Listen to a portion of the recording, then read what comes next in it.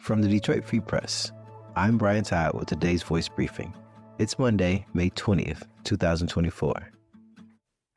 This is Kylie Martin for the Detroit Free Press.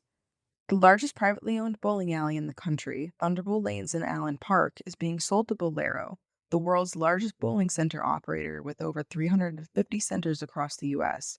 and owner of the Professional Bowlers Association, or the PBA.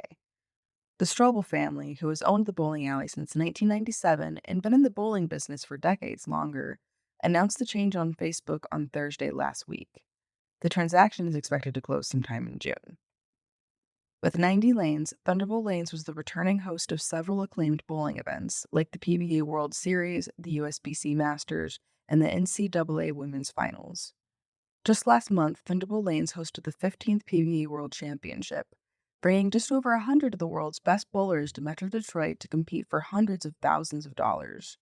Thunderbolt Lanes also hosted the first PBA World Championship in 2009. The Strobel family thanked their community for the wonderful memories and wished for more wonderful memories to come with Bowlero.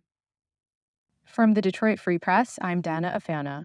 Detroit's population has consistently declined since the 1950s, according to the U.S. Census Bureau's reporting.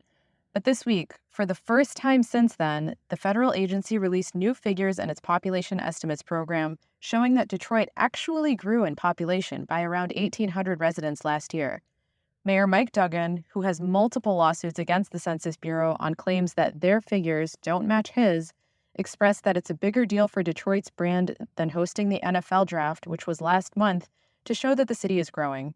Detroit reached its highest population of nearly 2 million in 1950. It now stands at 633,218 residents. The city was punished for its demolitions, with the agency claiming each home demolition equaled 2 lost residents. But in looking at new and restored housing units, experts like Kurt Metzger, founder of Data Driven Detroit, thinks the city's population is actually closer to 650,000. Hi there, I'm Bill Leitner, staff writer at the Free Press in Detroit, and I'm writing on a caper that went down on a warm night this week, north of Detroit. In the middle of posh Bloomfield Hills, Michigan, the Oakland County Sheriff packed a crowd of concerned folks inside stately Christchurch Cranbrook.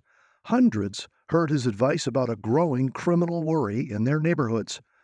Sheriff Michael Bouchard says that residents of mansions, especially those that back up to woods and golf courses, are at risk of slick break-ins from transnational gangs. These teams of burglars are illegal immigrants, mainly from Chile, says Bouchard. One good thing, so far they've targeted only houses where no one was home. To nab more of Bouchard's insights and his crime prevention advice, catch my story at freep.com. Find more from the Detroit Free Press on freep.com. That's FREEP.com. Thanks for listening, and you'll hear more from us tomorrow.